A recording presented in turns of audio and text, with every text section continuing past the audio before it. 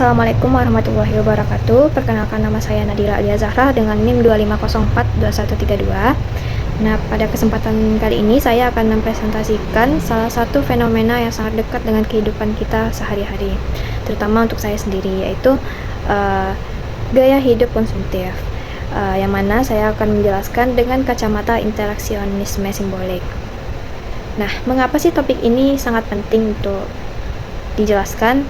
Karena sebagai mahasiswa juga kita sendiri sering mengalaminya. Misalnya adanya dorongan untuk membeli barang bermerek, mengunjungi kafe viral, atau mengikuti tren terbaru. Nah, pertanyaannya, mengapa kita melakukan itu? Dan apa yang sesungguhnya terjadi di balik keputusan konsumsi kita itu? Nah, gaya hidup konsumtif di kalangan mahasiswa ini merupakan fenomena yang sebenarnya sangat mudah diamati, apalagi di kalangan kampus.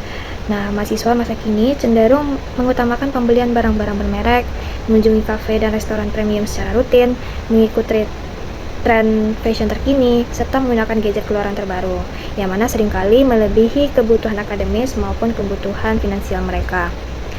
Nah, fenomena ini dapat diamati secara langsung di lingkungan kampus. Misalnya bisa kita lihat antrian panjang di kafe-kafe viral, unggahan di media sosial tentang barang baru atau tempat makan baru, hingga diskusi antar mahasiswa yang biasanya membahas tentang merek-merek pakaian atau gawai yang sedang populer.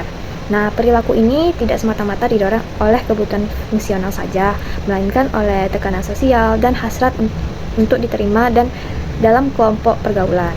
Nah, kondisi ini juga diperkuat oleh paparan media sosial yang masif, di mana mahasiswa terekspos pada gaya hidup rekan-rekan sebaya maupun figur yang mereka idolakan.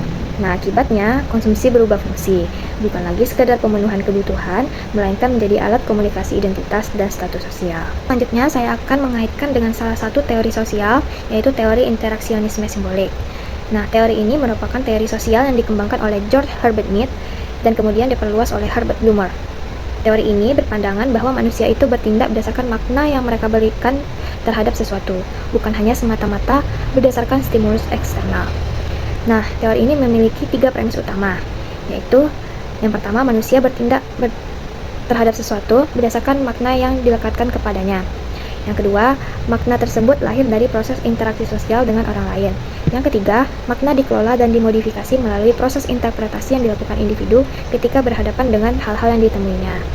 Lalu ada konsep kunci lainnya, yaitu looking glass self dari Charles Cooley yang juga dipengaruhi oleh Mead, yaitu gambaran diri seseorang terbentuk dari bagaimana ia membayangkan orang lain memandangnya. Dalam konteks ini, barang konsumsi menjadi simbol yang dikomunikasikan dalam interaksi sosial sehari-hari. Jadi, jika kita kaitkan lebih dalam dengan teori interaksionisme simbolik ini, gaya hidup konsumtif mahasiswa itu tidak bisa dipahami hanya dari dimensi ekonomi semata. Barang-barang yang dikonsumsi tadi seperti sepatu merek tertentu, tas branded, ponsel terbaru, itu berfungsi sebagai simbol yang mengkomunikasikan identitas, status, dan afiliasi kelompok dalam arena interaksi sosial kampus. Makna dari simbol-simbol konsumsi ini tidaklah melekat secara inheren pada benda itu sendiri, tetapi juga tercipta dan dipelihara melalui proses interaksi sosial yang berulang.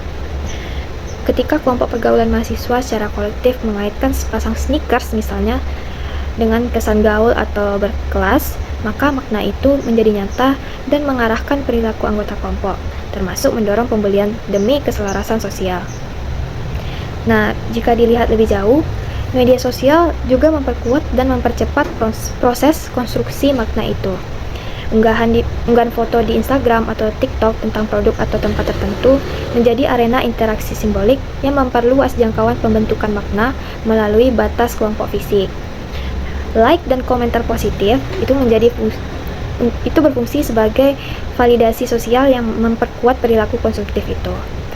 Nah, proses interpretasi diri mahasiswa pun dipengaruhi oleh bayangan tentang bagaimana orang lain, terutama kelompok acuan atau reference group, akan menilai pilihan konsumsi mereka.